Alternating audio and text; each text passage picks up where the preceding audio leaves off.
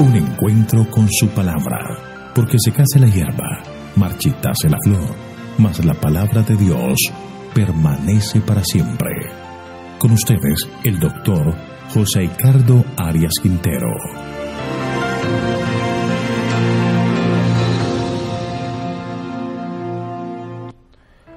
Hoy vamos a estudiar Segundo de Reyes, capítulo 24.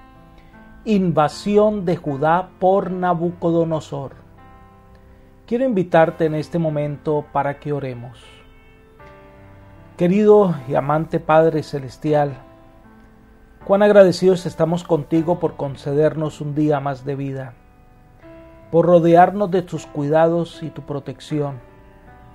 Y te pedimos de manera muy especial que derrames tu gracia sobre nosotros para que al abrir la Escritura podamos entender el mensaje que tienes para que nuestra fe sea fortalecida. Gracias, Señor, por tu bondad y por tu misericordia, pues lo pedimos todo en el nombre de Jesús. Amén.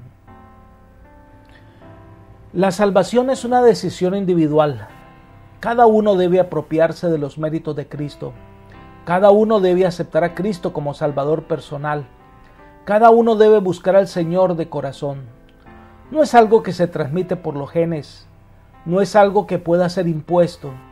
Es una decisión personal.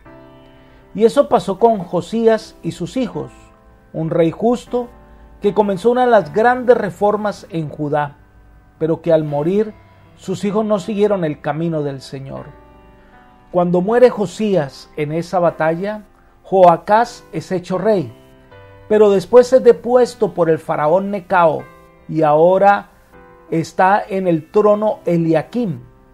Y el resumen de la vida de los hijos de Josías es que hicieron lo malo ante los ojos de Jehová y llevaron al pueblo a la idolatría. Todas estas decisiones tienen sus consecuencias. La primera sección de este capítulo son los versículos 1 al 7 y nos habla de la campaña de Nabucodonosor contra Judá. Leamos el versículo 1. En los días de Joacim subió Nabucodonosor, rey de Babilonia, y Joacim fue su siervo por 3 años. Después se levantó y se rebeló contra él. Debemos dar un breve recuento de lo que está pasando. Necao, rey de Egipto, se había aliado con el residuo de Asiria para atacar a Babilonia e hizo de Carquemis su fortín. Este estaba ubicado a orillas del Éufrates. Recordemos que Necao fue quien puso a Joacim como rey de Judá, con el grupo de personas que eran proegipcias. Nabucodonosor, que era el jefe del ejército de Babilonia y heredero al trono, avanzó contra Egipto en Carquemis, tanto que le tocó a los egipcios huir al sur. Las tropas babilónicas atravesaron victoriosas por Siria y Palestina. Es allí donde Joacim se vuelve siervo de Babilonia, porque Nabucodonosor avanzó para llegar a la frontera de Egipto y destruirla. Fue en ese periodo que Daniel y sus amigos son tomados cautivos. Pero le llega la noticia a Nabucodonosor que su padre había muerto. Así que estaba en riesgo el trono de Babilonia. Nabucodonosor tuvo que retirarse y rápidamente tomar el camino más corto para llegar a Babilonia. Y esto coincide con el año 3 de Joacim. Nabucodonosor es coronado rey. Esta retirada de Babilonia fue mal interpretada y es como cuando Joacim se alía con Egipto y deja de ser tributario de Babilonia. Por supuesto que esto es lo que va a desencadenar acontecimientos lamentables para Judá. Sigamos estudiando este pasaje, los versículos 2 al 4. Entonces el Señor envió contra Joacim bandas de caldeos, bandas de arameos, bandas de moabitas y bandas de amonitas, y las envió contra Judá para destruirla, conforme a la palabra que el Señor había hablado por medio de sus siervos los profetas. Ciertamente por mandato del Señor sucedió esto contra Judá, para quitarlos de su presencia, por los pecados de Manasés, por todo lo que se había hecho, también por la sangre inocente que derramó, pues llenó a Jerusalén de sangre inocente y el Señor no quiso perdonar. Las consecuencias del pecado son terribles.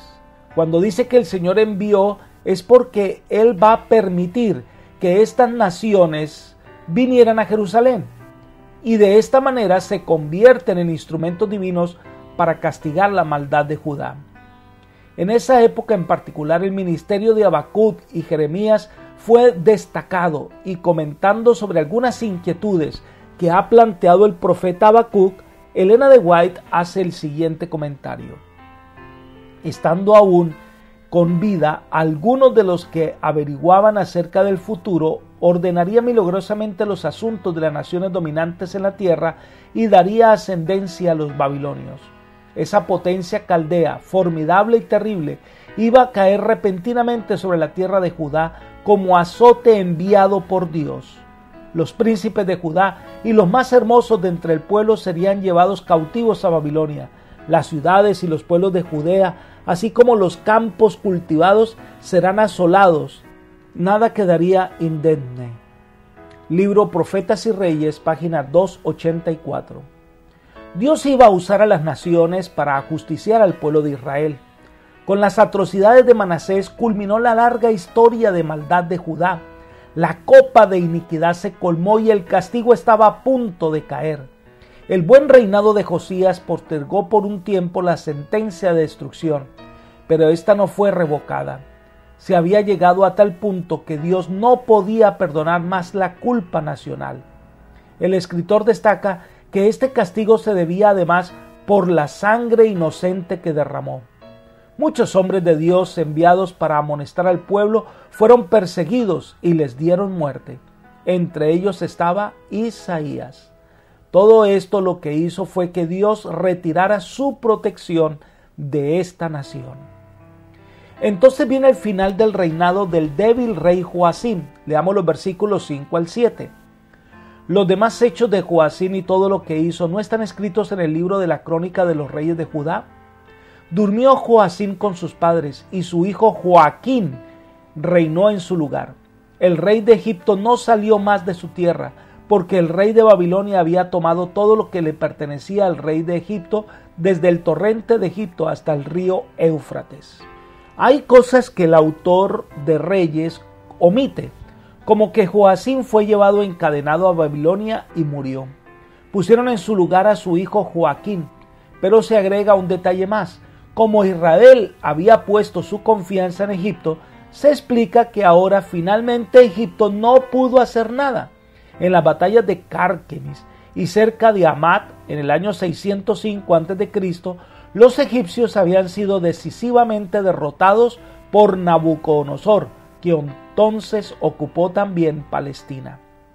Los egipcios infligieron grandes pérdidas al ejército de Nabucodonosor en el 601 a.C., pero aparentemente después de esto no pudieron poner en peligro el dominio de Nabucodonosor sobre Palestina.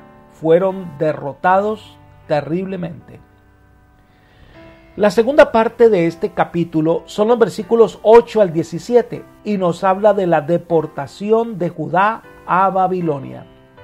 Se describe el corto reinado del joven Joaquín, versículos 8 y 9.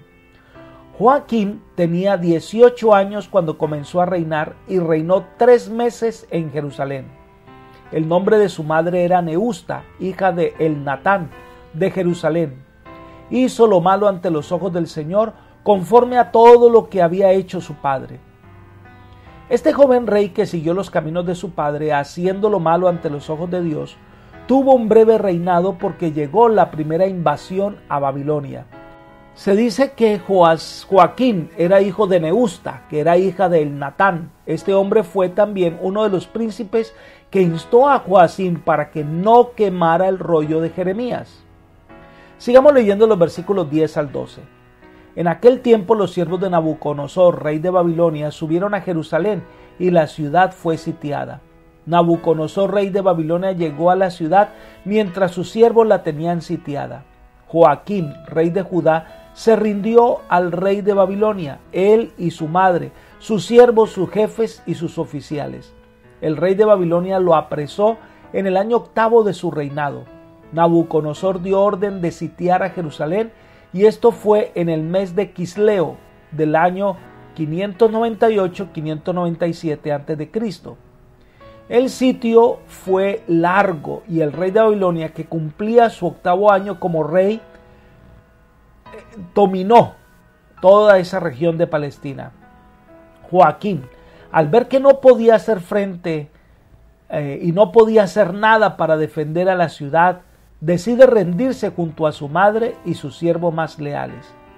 Entonces fue apresado y llevado cautivo con el resto del pueblo, y nunca más vuelve a Jerusalén. Viene entonces la deportación de todo el pueblo, versículos 13 al 17. Nabucodonosor sacó de allí todos los tesoros de la casa del Señor, los tesoros de la casa del rey, y destrozó todos los utensilios de oro que Salomón, rey de Israel, había hecho en el templo del Señor, tal como el Señor había dicho. Y se llevó en cautiverio a todo Jerusalén, a todos los jefes, a todos los hombres valientes, 10,000 cautivos, y a todos los artesanos y herreros. Nadie quedó excepto la gente más pobre del país. También se llevó a Joaquín en cautiverio a Babilonia. Asimismo se llevó en cautiverio de Jerusalén a Babilonia a la madre del rey y a las mujeres del rey, a sus oficiales y a los poderosos del país. Todos los hombres valientes, 7,000, y los artesanos y herreros, 1,000, todos fuertes y aptos para la guerra. También a estos el rey de Babilonia llevó en cautiverio a Babilonia. Entonces el rey de Babilonia puso por rey en lugar de Joaquín a su tío Matanías, y cambió su nombre por el de Sedequías. Ante la rendición del rey, ahora viene el despojo de las riquezas de Israel. Algunos de los vasos del templo ya se habían llevado a Babilonia en el año 605, cuando Nabucodonosor atacó a Jerusalén por primera vez. Sin duda, en esta ocasión se llevaron los vasos más valiosos que habían quedado después del saqueo inicial, pero aún quedaban todavía otros elementos. Este era el cumplimiento de la profecía que Isaías le había predicho a Ezequías cuando los embajadores de Babilonia fueron a visitarle. Tal cual vinieron, despojaron Jerusalén y llevaron a su pueblo a la cautividad. Todos, tanto los higos buenos como los higos malos. Habían entre los que fueron llevados cautivos personas fieles a Dios que se mantuvieron así en Babilonia, pero la mayoría era un pueblo corrupto que se había alejado de Dios. Elena de White comenta lo siguiente: los hijos de Israel fueron llevados cautivos a Babilonia porque se separaron de Dios y no mantuvieron más los principios que se les habían dado para que permanecieran alejados de los métodos y las prácticas de las naciones que deshonraban a Dios. El Señor no podía darles prosperidad, no podía cumplir su pacto con ellos mientras fueran desleales a los principios que les había dado para que los mantuvieran celosamente. Por su espíritu y sus acciones representaron mal el carácter de Dios, y Él permitió que fueran llevados cautivos. Debido a su separación de Dios, Él los humilló, los dejó que siguieran sus propios caminos, y el inocente sufrió con el culpable. Esto está en la Review and Herald del 2 de mayo del año 1899. Así que Nabucodonosor se llevó a todos los principales de la ciudad, se llevó cautivo a todo el ejército y se llevó cautivo a todos los artesanos. Solo quedó una pequeña cantidad de personas que morirían allí en la desolación. Entre los que se quedaron estaba el profeta Jeremías. De esta manera se quitó toda posibilidad que Jerusalén fuera reconstruida. Una vez esto, el de Babilonia puso un tío de Joaquín como rey, llamado Matanías, a quien le llamó Sedequías. Este nombre literalmente significa justicia de Jehová o Jehová es justicia. Tal vez los hebreos tuvieron algo que decir en cuanto a los nombres que les ponían a sus dominadores, porque es difícil suponer que Nabucodonosor hubiera escogido este nombre. La parte final de este capítulo son los versículos 18 al 20 y nos habla del reinado de Sedequías. Leamos. Sedequías tenía 21 años cuando comenzó a reinar y reinó 11 años en Jerusalén. El nombre de su padre era Amutal, hija de Jeremías de Libna. hizo lo malo ante los ojos del Señor, conforme a todo lo que había hecho Joacim. Por causa de la ira del Señor sucedió esto en Jerusalén y en Judea, hasta que los echó de su presencia. Y Sedequías se rebeló contra el rey de Babilonia. Sedequías comienza su reinado de una manera particular. La mayor parte de los funcionarios de Jerusalén estaban en Babilonia. El ejército también había sido llevado cautivo. Sedequías veía los resultados de la maldad y pudo haber hecho la diferencia, pudo haber buscado al Señor para el perdón y la restauración. Pero se dice que hizo lo malo ante los ojos del Señor. Elena de White comenta: Sedequías fue fielmente instruido por el profeta Jeremías en cuanto a la manera en que podría ser preservado de las calamidades que con seguridad le sobrevendrían si no cambiaba su conducta y servía al Señor. Vinieron las calamidades porque no se colocó bajo la protección de Dios mediante la obediencia. Después de sacarle los ojos, lo llevaron a Babilonia cautivo, encadenado.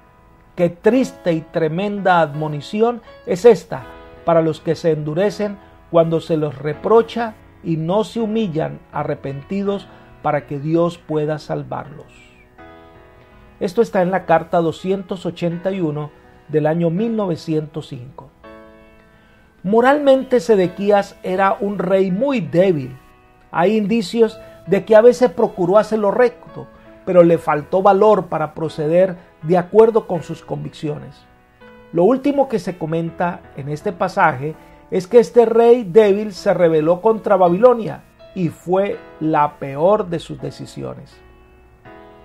La rebelión de Sedequías contra Babilonia hizo que Nabucodonosor llevara a cabo una campaña militar contra Judá que significó la ruina de esta nación.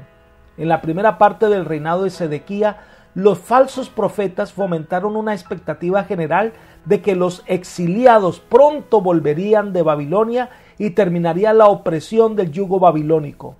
Pero constantemente Jeremías procuró corregir esa idea errónea y aconsejó que el rey siguiera siendo sumiso y no se rebelara contra Babilonia.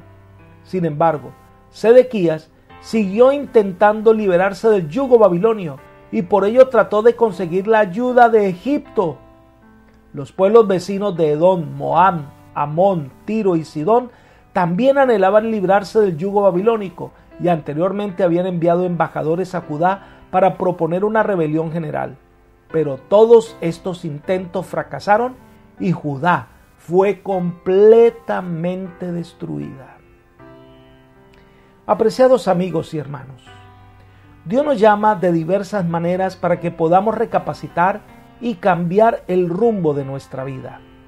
Hoy más que nunca no debemos cerrar nuestros oídos al clamor del Señor. Por el contrario, es tiempo para volver al Señor. Es tiempo de entregar nuestra vida al Señor para que renazca en nuestro corazón la esperanza.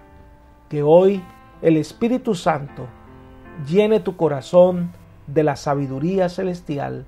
Es mi oración por ti. Amén.